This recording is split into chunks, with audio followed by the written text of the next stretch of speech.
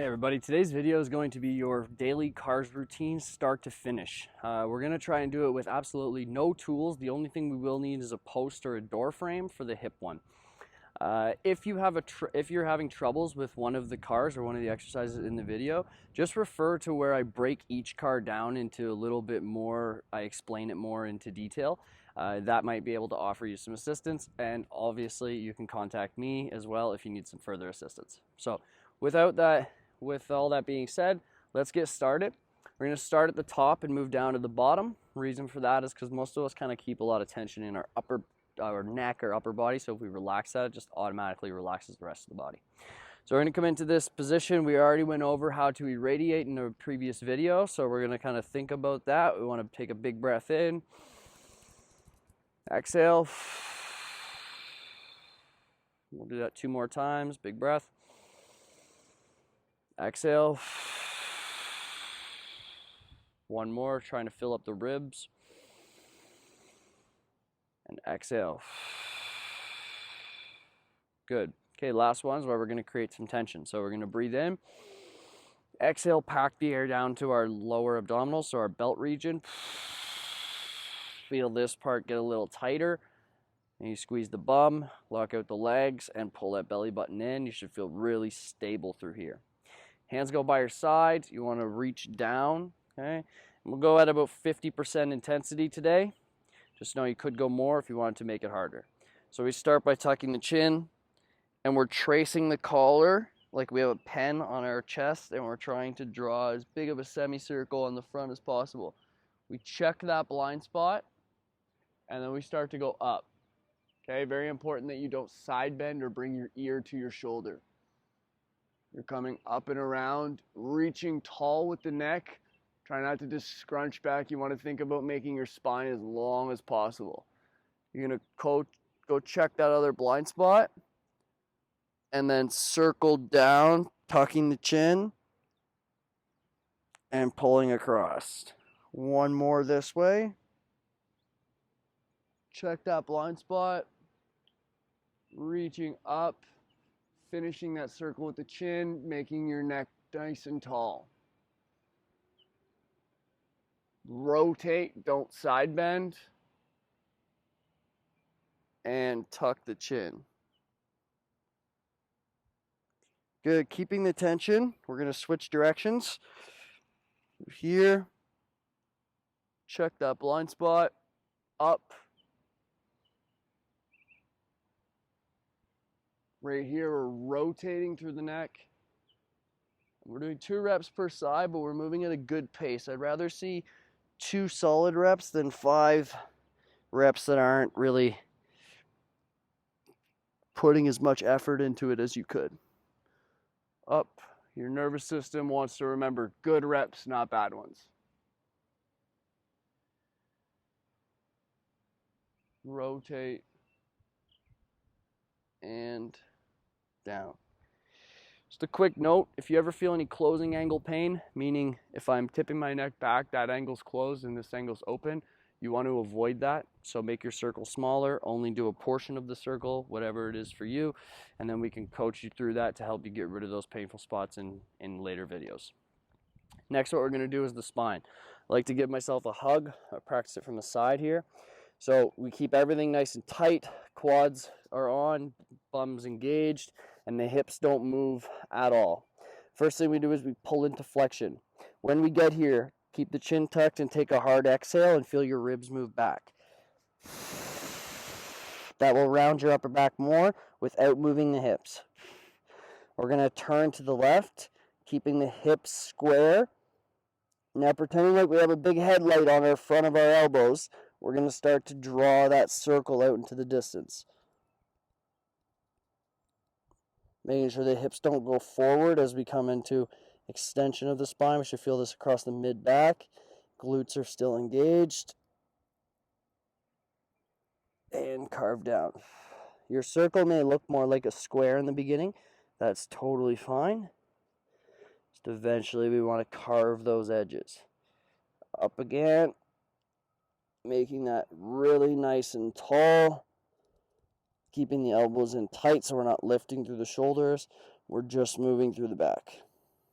Now as we twist, you want to make sure the hips don't go with you. So you got to counter steer the hips there. Using the obliques to pull down into flexion. Exhale to make those ribs go back.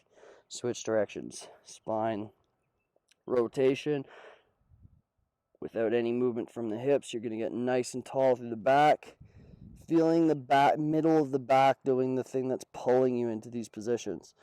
The more muscles you can feel, the better you're getting at recognizing the position and how to move in and out of it.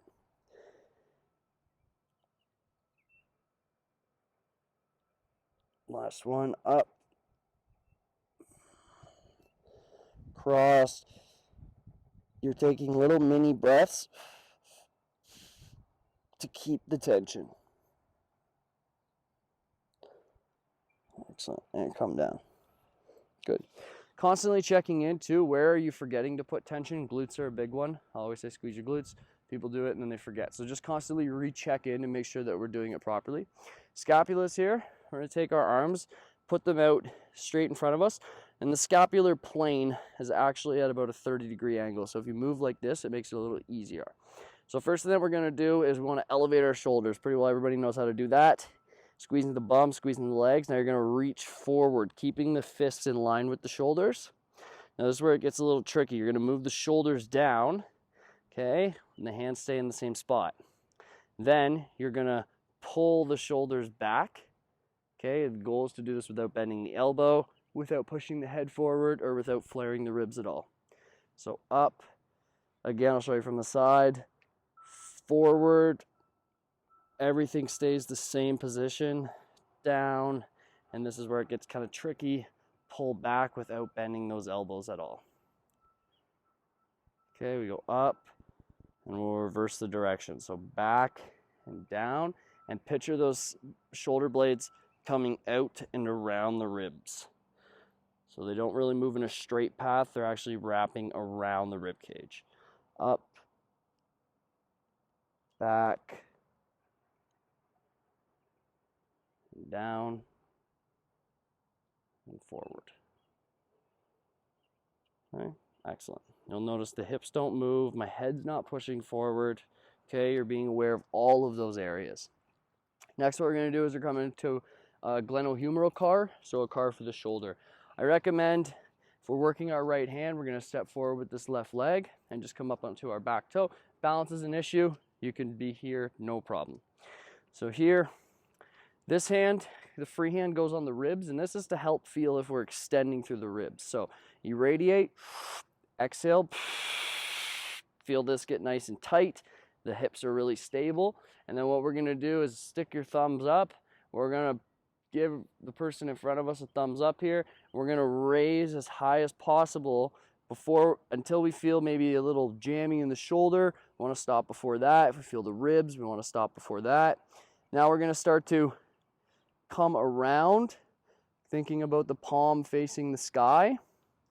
And then this part is very important. As soon as you reach that end range where that's all you got, you pretend you're holding a drink and you're just going to pour that drink out.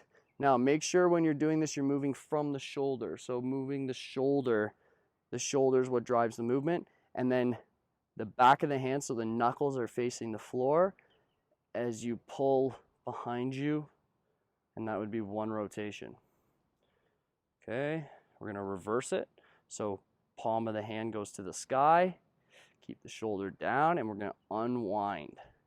So you can notice how I changed my hand position, that's totally fine. And now here we're unwinding and we're pulling the inside of the forearm behind the ear.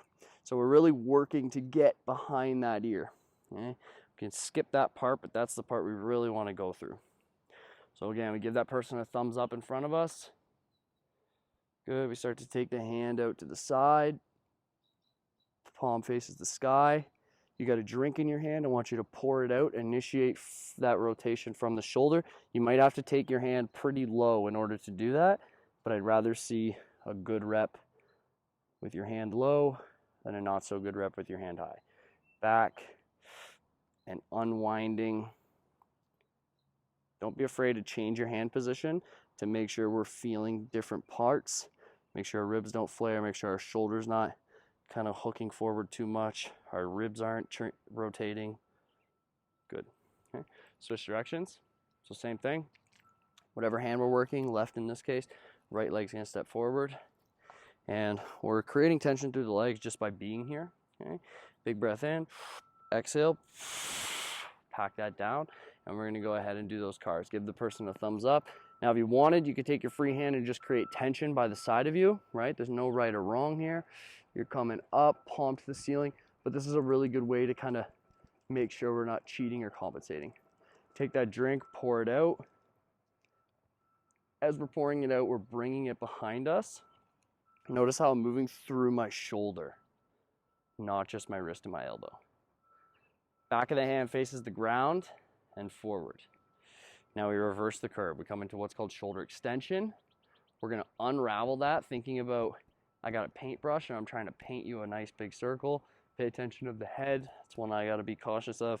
Keeping the head tucked back and the chin tucked down here, pulling behind the ear and down.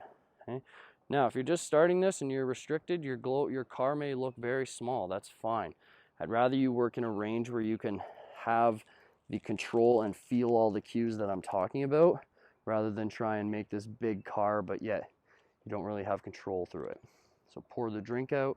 That's why I say here you might have to come down a bit in order to really feel that internal rotation of the shoulder. Is very common. It's no problem. Through pails and rails and further coaching, we'll be able to expand those ranges. That's why we do the cars every day. Back. So take all the tools we learned in training, and then every day when you do your cars, your body will click more and more and more. Pull behind the ear and down. Okay. The elbows can be done from many different positions. We'll just do them from a standing one here. We want to think about the elbow. Obviously bends and extends, but it also rotates. Okay. So when it rotates, you'll notice it's like a hinge on a door, and it tips in like that. So our one position is going to be with this like bicep curl. Think about if we were trying to pull our pinkies to the outside of our shoulders and twist the dumbbell.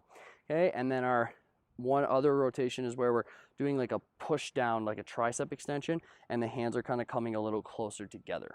Okay. So let's just start with our arms straight, palms just kind of on the inside of our thighs.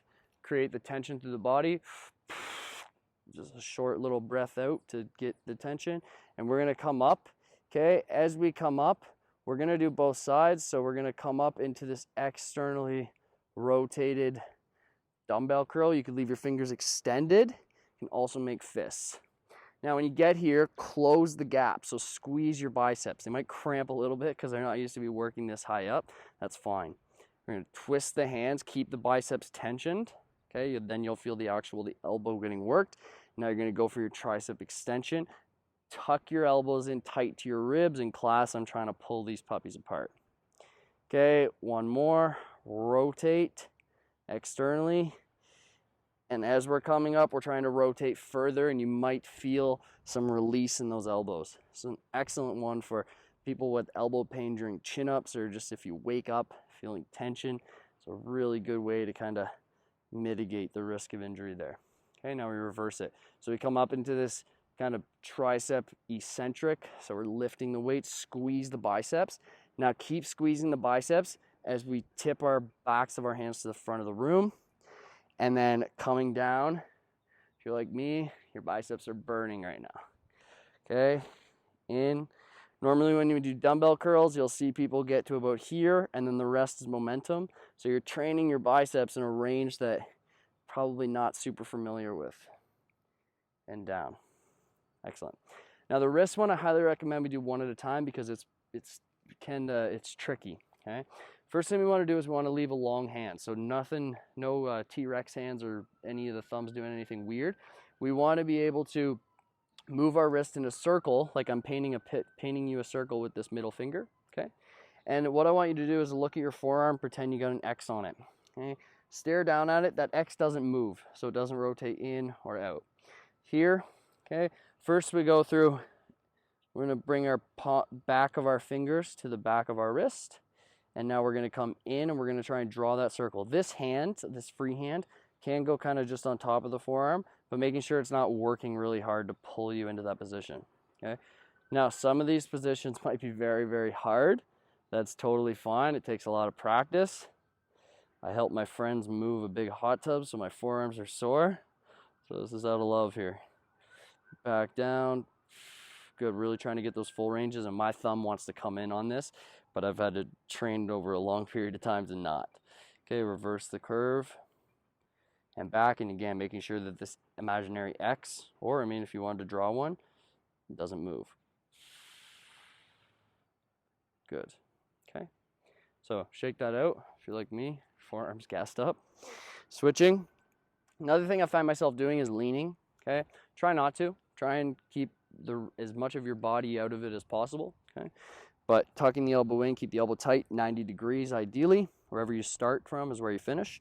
And now we're going to pretend that imaginary X is here, and we're going to go through our circular car. So moving the middle finger, pretending it has a paintbrush, and it's drawing a really big circle without the forearm doing any compensating.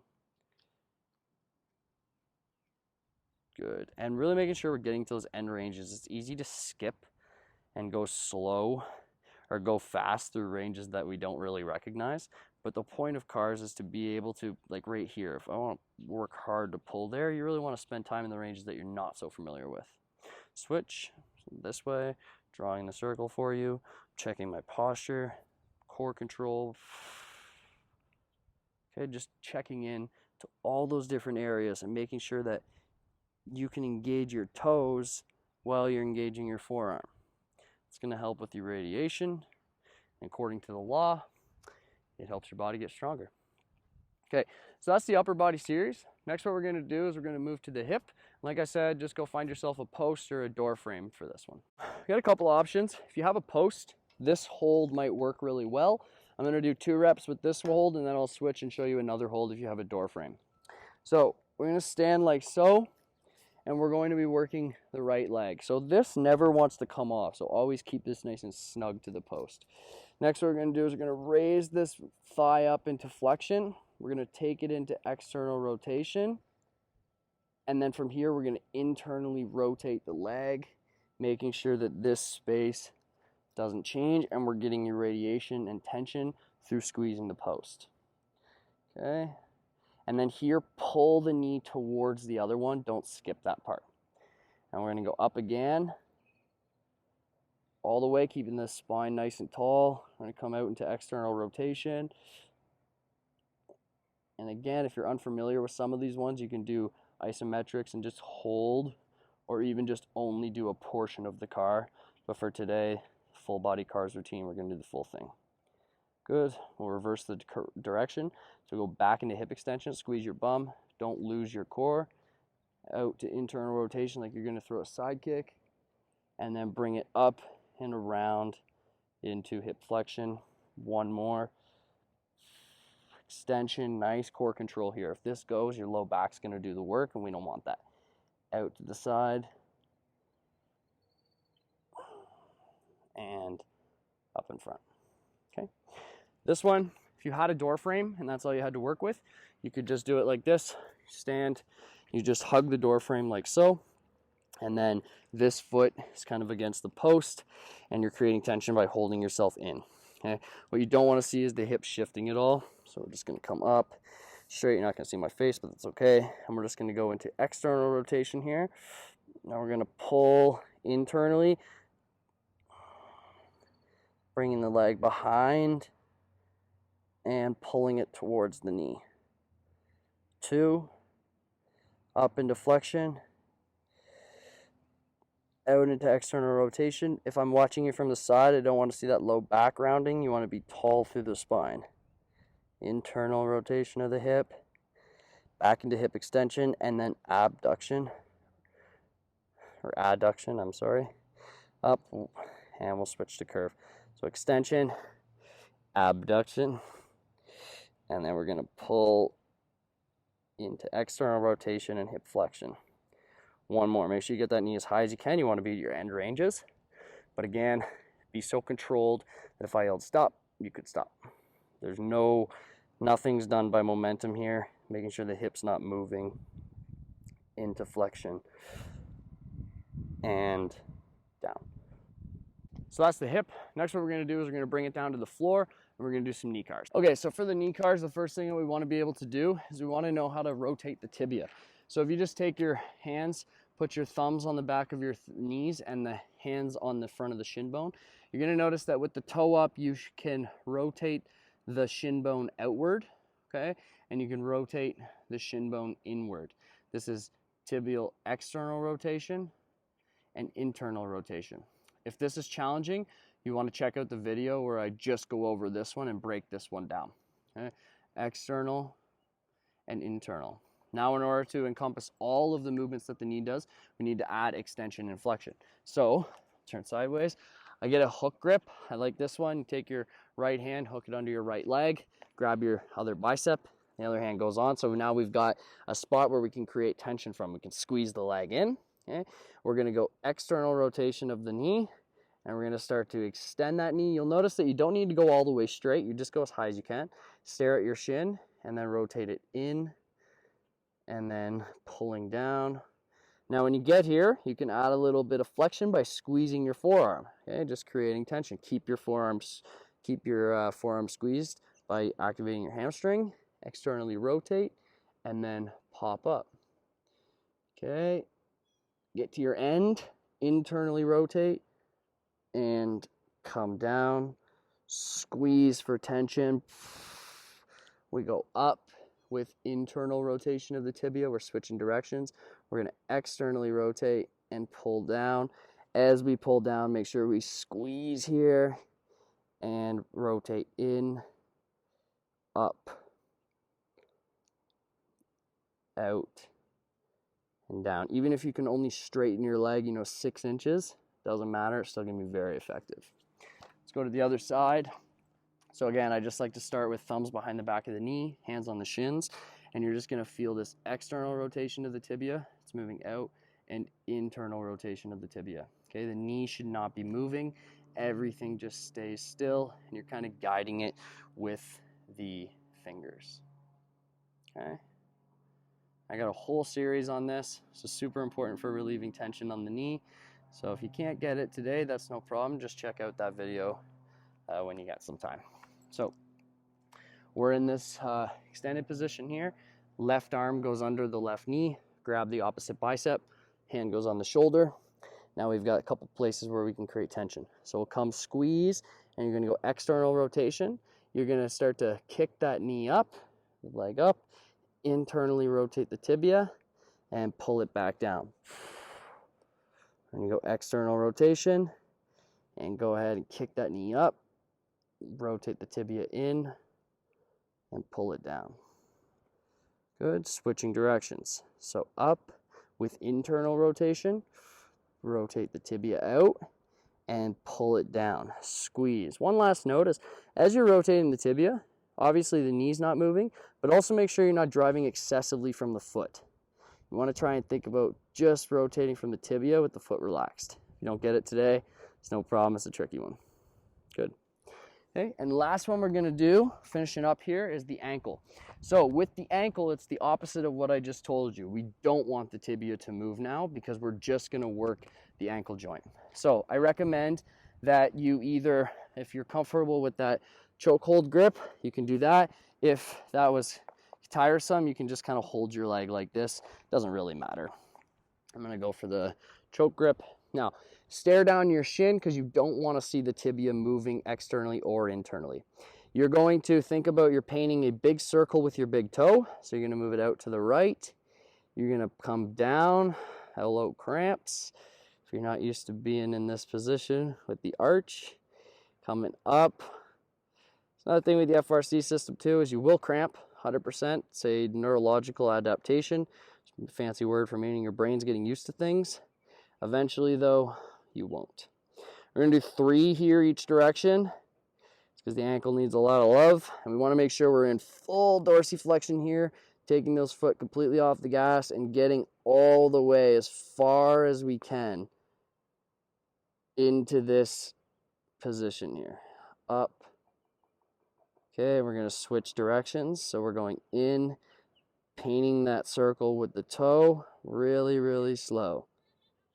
Up with the toe, squeezing the foot towards the shin.